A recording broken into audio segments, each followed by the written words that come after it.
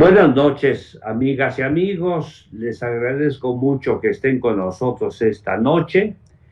Hoy invité a mi amigo, el doctor Manuel Martínez Garrigós de Morelos, para platicar de uno de mis temas favoritos, la cuestión latinoamericana y en especial el asunto de Cuba, mi querido Manuel. Resulta que el señor presidente de la República invitó al grito y a la ceremonia posterior del 16 de septiembre al presidente de Cuba, el señor Díaz-Canel. Y en el evento, de manera desusada, porque no es una costumbre, lo comento con toda franqueza, el señor presidente de Cuba hizo una intervención en el escenario de la celebración del 16 de septiembre y luego el presidente López Obrador concluyó el evento con una intervención también que han motivado todo tipo de comentarios, Manuel. Algunos amigos míos cercanos, pues ven esto casi como el fin como el diluvio universal, lo digo con esa franqueza. ¡Qué barbaridad! ¡Qué osadía! ¿Cómo decir eso a los Estados Unidos? ¿Por qué molestar al señor Biden? No había necesidad de tanto. ¿Qué necesidad de meter a Cuba en los asuntos de nuestro país? Y por otro lado, bueno, pues la gente que simpatiza con el presidente, pues defendiendo la circunstancia propia del evento. Pero yo creo que en este asunto, que aparentemente es una cuestión anecdótica, hay mar de fondo. Yo recuerdo, para dar pie a la conversación con Manuel, una de las frases que me gustó del discurso del presidente López Obrador, que con esto quiero empezar, dijo: podemos estar en favor o en contra de la revolución cubana. Nos puede simpatizar el movimiento de los revolucionarios cubanos y su posición ante el mundo, pero esta es una circunstancia de humanidad y de solidaridad entre la gente. Y ahí sí yo creo que los pueblos deben y la gente debe hermanarse para mitigar el sufrimiento de los demás. ¿Cuál es tu opinión acerca de este asunto, mi querido Manuel? Buenas noches y bienvenido. ¿Qué opinas de este asunto? Bueno, primero que nada, maestro, saludar al auditorio, agradecerle mucho a usted su invitación, saludar con mucho afecto al maestro Morín. Y como le decía cuando usted me invitó a participar en este programa, yo siempre he sido un enamorado de la revolución cubana, luego entonces tal vez mi posición no gustará del todo, pero pues eso no me importa, estamos en un país libre donde podemos expresar nuestras ideas. Y yo coincido en el fondo, en lo que usted comentaba. El tema de Cuba es inhumano porque yo siempre les digo a mis alumnos de las 3 materias que imparto en la UNAM, en la Facultad de Derecho, que desgraciadamente para los que pensamos en lo social, en la tan ansiada justicia social, a Marx y a Engels en su manifiesto comunista, y a los que le siguieron, me refiero a la revolución menchevique que concretaron los bolcheviques, nos derrotó lamentablemente la escuela de los Chicago Boys, la macroeconomía, la globalización, es decir, Milton Friedman, Robert Nozick y toda esa pleyada de neoliberales. Y la opción que nos dejaron en este mundo globalizado y macroeconomizado, pues es John Rawls, Thomas Nagel, Ronald Dworkin y todos esos pensadores. Pero en esta situación macroeconómica, lo que manda es el dinero. Luego, entonces, cualquier Estado, en el concierto de la globalización mundial, no puede subsistir con los bloqueos inhumanos, como bien usted lo decía, que le han impuesto al pueblo cubano. Entonces, esto es una cuestión, lo digo por tercera vez, y me uno a lo que usted manifestó, de humanidad. Es decir, no es de que estés a favor o en contra. Si la política mundial ha tendido en los últimos años, y hoy más que nunca, a la globalización, a la macroeconomía, tú no puedes aislar, como lo ha venido haciendo los últimos años Estados Unidos y en los últimos meses, por no decir días, cada vez más a un pueblo, porque entonces sería mucho o sería como avalar el gran fracaso que tuvieron en Afganistán, que además no analizaron en el concierto la geopolítica internacional, porque el primero que fracasó había sido Inglaterra y después la Rusia de la Unión de Repúblicas Soviéticas Socialistas, y lo que hicieron 20 años los norteamericanos fue intervenir en las políticas públicas y en el concierto nacional e internacional de los afganos para después decir, no podemos y nos retiramos. Y aquí, en lugar de intervenir, y más que intervenir, despresurizar y permitir que el pueblo cubano pueda subsistir a través de la competencia que ya de suyo es desleal, con todo lo que tienen en la isla, lo que hacen es bloquearlos por todos los medios y matarlos, ahora sí que no en una guerra bélica, sino matarlos de inanición, que se mueran, perdón la expresión tan soez y tan fuerte que voy a expresar, que se mueran de hambre. Y ningún humanista, sea del pensamiento que sea, e incluso hasta de los que provienen de los teóricos filosóficos del medievo, pudieran estar a favor de que la gente se muera de hambre. Luego, entonces, ahí dejaría yo mi primera intervención, pues apoyando al pueblo cubano, apoyando al presidente Díaz-Canel, que a mí además los logros que ha hecho, por ejemplo, en el tema de la pandemia, las investigaciones que sin dinero y que con el poco recurso que hay en el Estado ha logrado para tener una vacuna cubana, el esfuerzo sin recursos, lo vuelvo a repetir, que ha hecho en los últimos años y esa transición donde no hubo derramamiento de sangre, son cuestiones del más alto nivel que hay que aplaudir. Entonces yo, maestro, como se lo dije y hoy lo reitero ante la audiencia, yo creo que el presidente de los Estados Unidos mexicanos, Andrés Manuel López Obrador, hizo bien en traer a un presidente donde además, como se dice, la historia es la maestra de la vida. Nosotros siempre hemos estado cerca de Cuba y más de la Revolución Cubana. Somos importantísimos los mexicanos para esa gesta heroica, que bueno, claro, como todo, tuvo sus cosas buenas, sus aciertos, sus desaciertos, sus sabores, sus sinsabores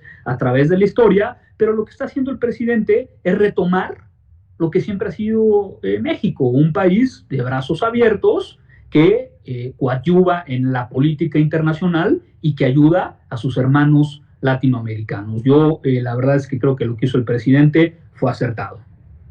Pues Manuel, yo quiero compartirte algunas cuestiones. Fíjate que para no ideologizar el asunto, porque evidentemente en un comentario así rápido, pues no hay espacio para una discusión teórica sobre si el planteamiento ideológico de la revolución es correcto, o bien si la cuestión de del llamado neoliberalismo es el adecuado. Pero quitando el sentimiento y el espíritu ideológico, la ideología que está detrás de este debate, quiero platicarte lo que me dijo un amigo cubano que vive en México. Y me dijo, mire, le quiero platicar que nosotros no le hemos hecho nada a los Estados Unidos. Desde que combatimos, o la revolución como combatió a Fulgencio Batista, era para quitarnos un régimen dictatorial y tratar de avanzar en una sociedad distinta. No queríamos seguir siendo una especie de Las Vegas tercermundista, en donde habían casinos, prostíbulos, lugares de diversión para los norteamericanos. Y quisimos construir nuestra república. Bien o mal, esa es la razón. Y de ahí en adelante no hemos hecho nada en contra de los Estados Unidos. No les hemos hecho nada.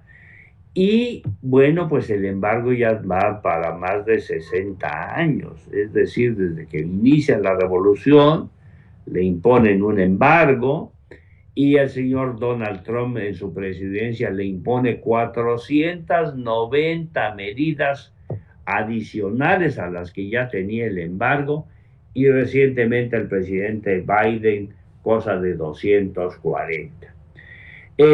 Si hemos de aceptar que en este tipo de cuestiones, Manuel, es la objetividad y la prudencia lo que debe prevalecer y le quitamos el tema ideológico al asunto, vamos a reconocer una cosa. Primero, yo creo que los cubanos tienen el derecho a darse el régimen de gobierno que quieran. Es su derecho. Si quieren tener ese estilo de gobierno, bueno, pues de dónde resulta que alguien puede tener la autoridad moral para decir este gobierno sí, este modelo sí funciona, este no funciona. La tan cacareada democracia norteamericana pues estalló en pedazos no hace mucho y el propio presidente Biden es una víctima de este asunto cuando toman el Capitolio las huestes enardecidas de quien clamaba la victoria, destrozan el Capitolio, no salen de ese problema. Todos los sistemas de gobierno tienen una u otra debilidad y muchos aciertos. Entonces, el querer imponer ese estilo de vida supuestamente democrático a la fuerza, pues me parece que es un exceso.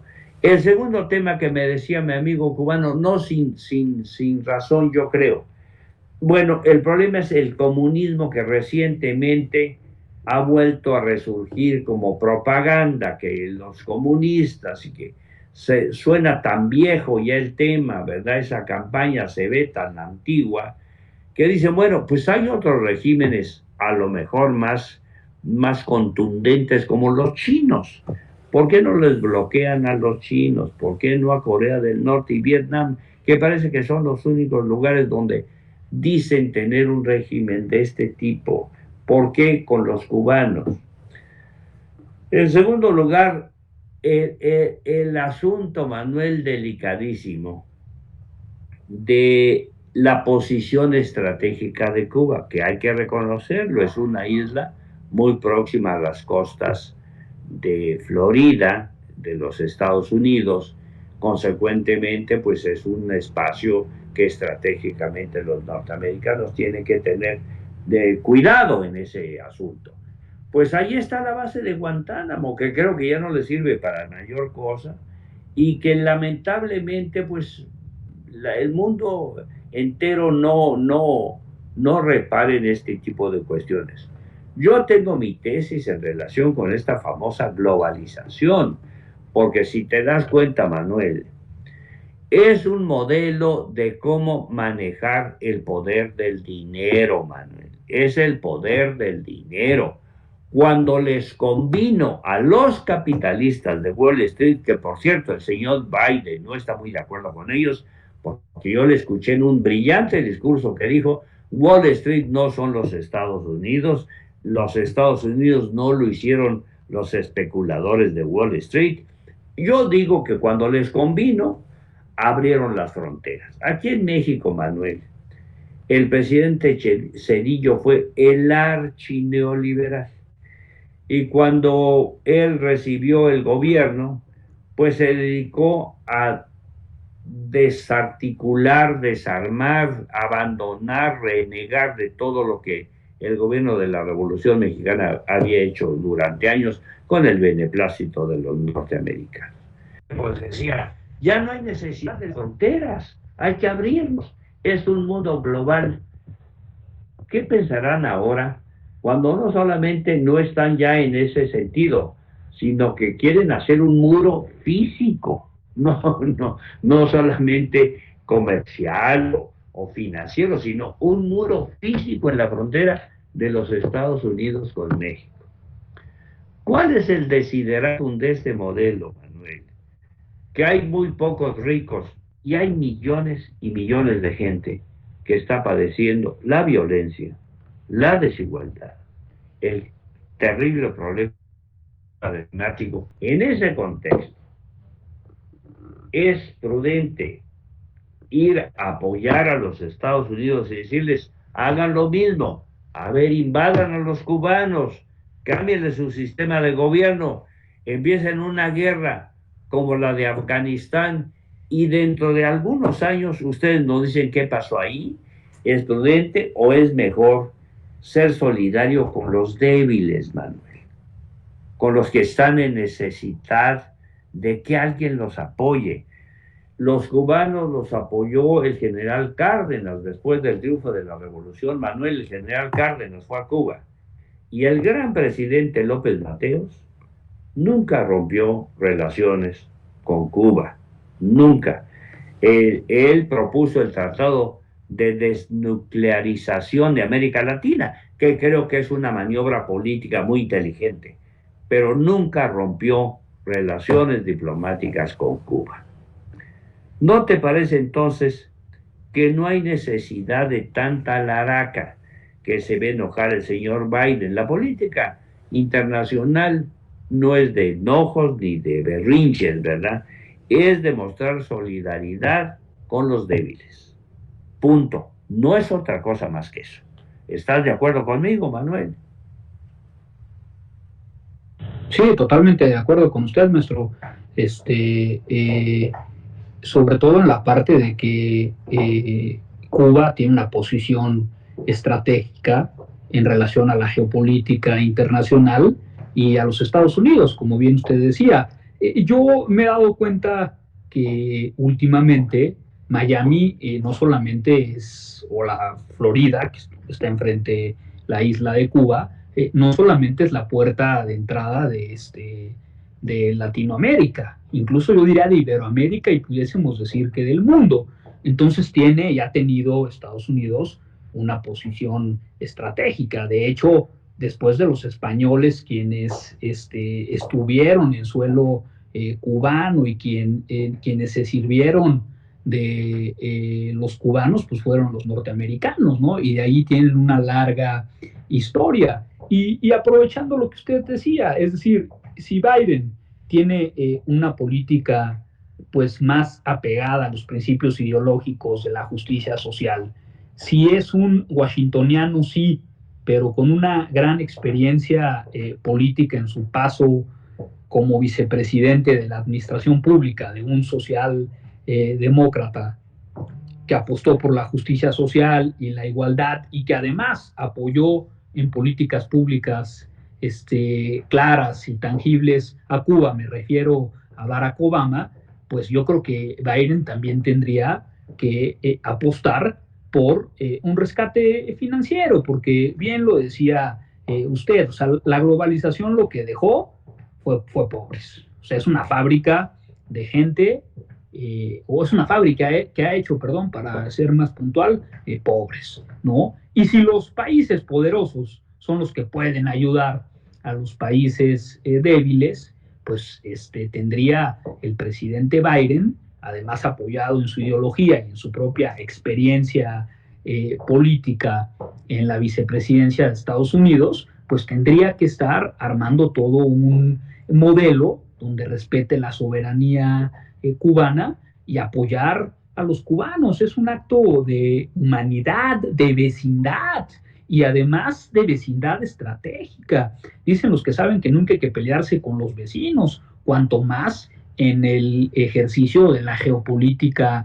internacional. Entonces, por supuesto que yo estaría de acuerdo en que esos 60 años que usted describía, donde Estados Unidos le ha venido cargando la mano a Cuba, pues pudieran revertirse e iniciar, respetándolo, vuelvo a insistir, la soberanía de los cubanos, pues un ejercicio pues de apoyo, ¿no? Usted lo dijo de manera muy puntual, si los cubanos quieren tener un régimen como el que tienen, bueno, si no quieren tener este régimen y quieren ser más demócratas, pues también apoyemos la construcción o que se apoye la construcción de una democracia en cierne o incipiente como la que hemos estado tratando de construir en el Estado mexicano. Pero sí lo que creo es que es inhumano que se les deje aislados, ¿no? Yo siempre pensé, no sé cuál ha sido o cuál fue su percepción, muchas veces lo comenté con José Martínez Garrigós, que Barack Obama se sentía muy a gusto con estos gobiernos, pues, ¿qué le podemos llamar? Socialdemócratas, para quitarles la ideología que luego a usted no le gusta mucho, o de nueva izquierda. O sea, él se sentía, yo me acuerdo que alguna vez tuve que visitar por alguna cuestión de trabajo, por cierto, fui a la Comisión Interamericana de los Derechos Humanos de la OEA, hoy tan vilipendiada y tan golpeada, ¿no? Y me acuerdo que en Washington, ahí en el Martin Luther King Mall, había pues mucha seguridad y todo esto, y llegando al hotel prendí el televisor y me di cuenta que la expresidenta de Chile, Bachelet, también de corte socialdemócrata, de la nueva izquierda, se le había hecho una recepción por parte del gobierno de Estados Unidos y obviamente encabezada esta por Barack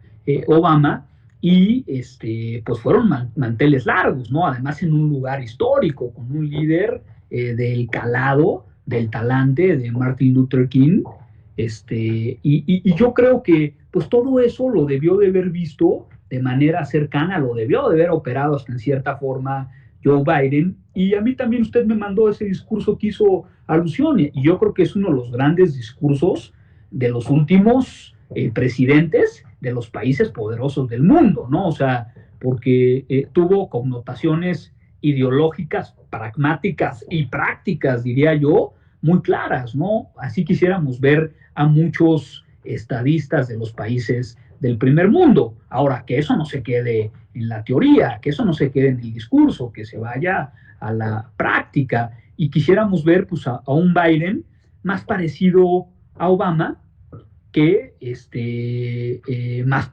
parecido a Johnson o a otros presidentes de Estados Unidos que son lamentables, por no decir el peor, que ya usted también hace una remembranza de lo que hizo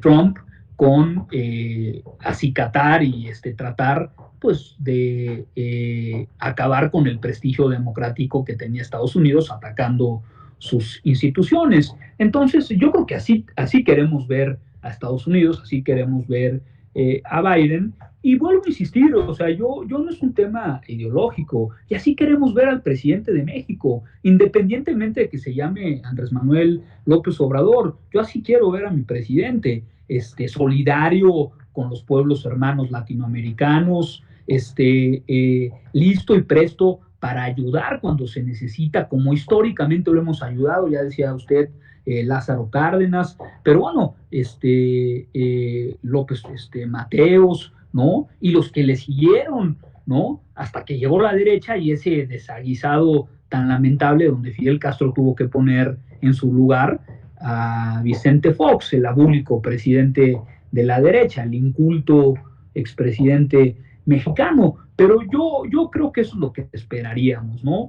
De un presidente mexicano. Vuelvo a insistir, no importando el nombre, tenemos que estar con el pueblo cubano, son hermanos latinoamericanos, tenemos que estar en contra de la globalización que, como bien lo decía usted, ha sido una fábrica que solamente ha generado pobres. Tenemos que estar a favor y apostar a la justicia social, no hay más. Y si la construcción de esa nueva justicia social en el nuevo andamiaje geopolítico internacional es a través del concierto de los grandes países, pues enhorabuena, bienvenida así sea, pero tampoco nos podemos quedar inermes y tampoco podemos salir a decir cosas que la verdad, como bien dice usted, son intrascendentes, y yo no creo que tengamos que estarnos cuidando siempre de lo que vaya a pensar Estados Unidos, ¿no? Lo que vaya a decir de nosotros. Lo que diga Estados Unidos, yo creo, siempre será bienvenido, ¿no? Pero tampoco podemos estar pensando que todas las veces nos van a aplaudir. Al contrario, ¿no? La política norteamericana, desde mi punto de vista, esto es histórica, con México siempre ha sido pues compleja, ¿no? O sea, ha tenido sus cambios, pero siempre ha sido difícil, ¿no? O sea, nunca hemos tenido una política fluida. Entonces, mejor con Latinoamérica 1000 veces que con Estados Unidos, siempre cuidando, ¿no? Nuestra relación con el Sí, gran país poderoso, ¿no? la cuestión de la vecindad, ¿verdad? Somos el socio comercial preferido de Estados Unidos y también él es nuestro principal socio comercial. Manuel, muchas gracias. No esperaba un comentario diferente de ti. Yo creo que lo último que puede perder el pueblo de México y la gente joven es el romanticismo, ¿verdad?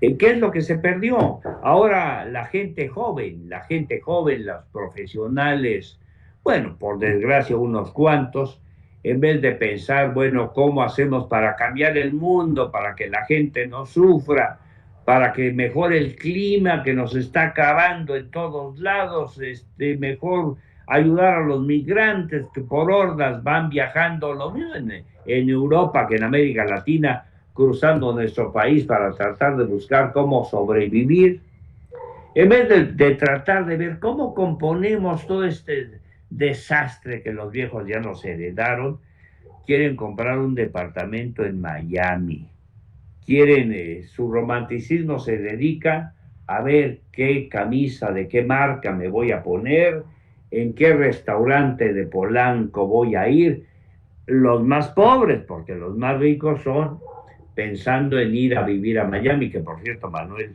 a mí me parece un lugar fatal, ¿verdad? Lleno de edificios grandes y todo, me parece como todo hecho en una maqueta de plástico, sin ninguna... La única cuestión, por cierto, que le da cierta vida humana a eso, son los cubanos, los refugiados cubanos que han cambiado un poco el panorama de ahí. Pero mi tristeza es eso, que los jóvenes prefieren la ligereza, la frivolidad, no todos, no todos, sería un exceso, no todos, pero algunos, los más conspicuos, pues un coche de esos que no sé para qué los quieren, son hasta incómodos para acceder a ellos, pero solo tienen ese coche, solo tienen un departamento que están pagando millonariamente con dinero, y para eso pues hay que hacerle como se pueda.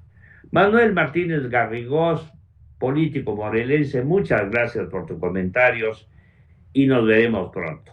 Sí, y nada más, fíjese que sobre eso que decía, hay una película buenísima a usted que le gusta el cine y el buen cine que se llama Cuban Network, no sé si se la ha visto, véala porque son los jóvenes que se hicieron en el sistema comunista de Castro, ¿no? Y además es un caso de la vida real, cómo defienden el sistema, ¿no? Y cómo se infiltran, incluso en Miami, para defender el gobierno socialista cubano. Yo creo que eso es muy importante. Y lo que usted decía, bueno, la verdad es que hay que ser joven siempre y siempre por esencia revolucionario, ¿no? Yo siempre he sido bolivariano, juarista, martiano, y bueno, caray, cuando uno tenía tiempo para leer cosas profundas, bueno, los libertadores de América de canto general de Neruda, se me pone la piel hasta chinita, ¿no? Porque bueno, ahí no solamente pasas por los grandes libertadores de Latinoamérica, sino que también el gran Abraham Lincoln, ¿no?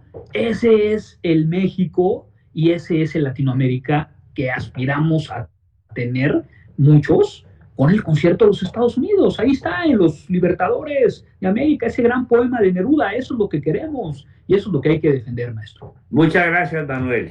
Buenas. A la orden, maestro. Un abrazo. Bien, amigos, como es nuestra costumbre, les voy a enseñar dos espléndidos libros que son verdaderas curiosidades, pero que tienen que ver con el tema latinoamericano. El primero de ellos es un libro hecho en 3 tomos. Yo compré este libro en un lugar de libros de viejo de La Habana. Lo compré hace ya algunos años. Yo creo que hasta para los cubanos es una rareza este libro. Es una historia cubana.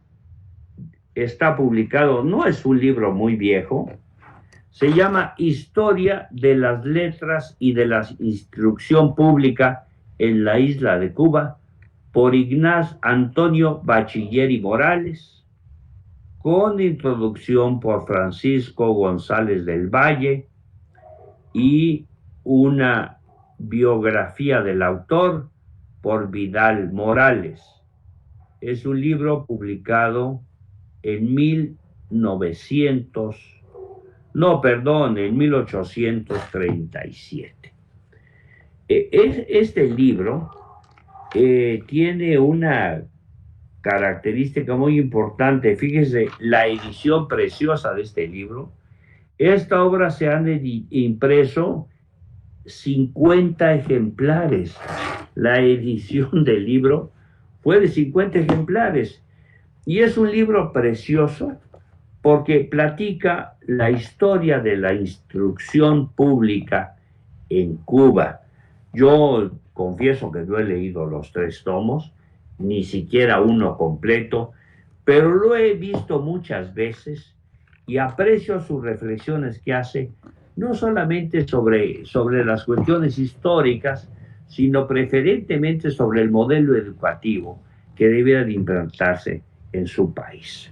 Y el otro libro, que es uno de mis favoritos, cada que puedo hablo de él, no tiene nada que ver con Cuba. Es un libro que son 4 tomos este libro, y se llama simple y llanamente, es un libro que se llama Tradiciones Peruanas, del inmenso escritor peruano Ricardo Palma. Es un libro que, bueno, pues detrás del libro hay una historia. La hicieron cuando el maestro, el gran escritor Palma, acababa de fallecer, y su libro de Tradiciones Peruanas había tenido tan solo una publicación. Entonces el gobierno de Perú, en 1945, decidió hacer una obra que valiera la pena en términos editoriales y publicar ahí las tradiciones peruanas por Ricardo Palma. Y en la introducción del libro, por cierto, magistralmente bien escrita, explican el por qué hicieron este libro, el por qué era necesario recuperar las tradiciones, las leyendas peruanas que están en el curso de los 4 tomos de este libro, y invitaron a escritores, a periódicos, a escritores, a revistas del mundo latinoamericano para que hicieran un comentario en relación con el libro. El primero de los estudios es del periódico El Clarín de Buenos Aires, que es un estudio precioso, muy bien hecho, con un lenguaje extraordinario.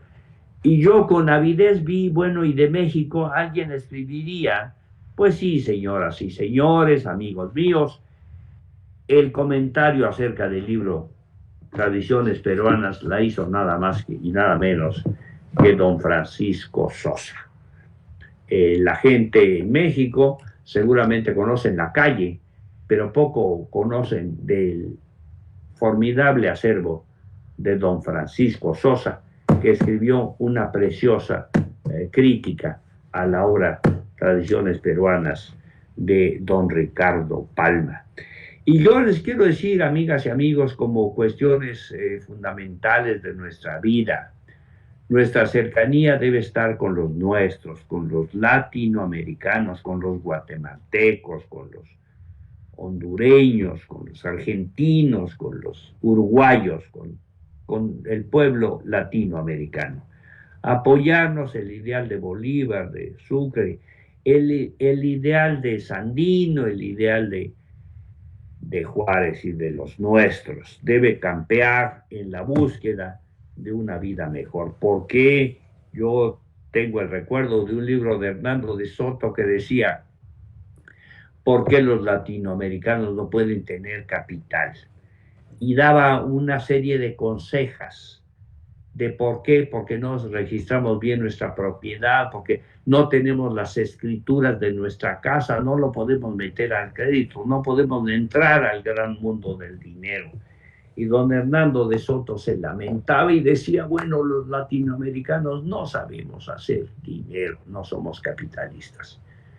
Yo digo gracias a Dios, porque tenemos un espíritu, una forma de ver la vida, una forma de entender el futuro, que es el propio de América Latina, al que yo creo debemos de acudir cada vez que se pueda. Soy César Augusto Santiago, les agradezco que nos hayan escuchado y nos veremos la próxima semana, si es posible. Buenas noches.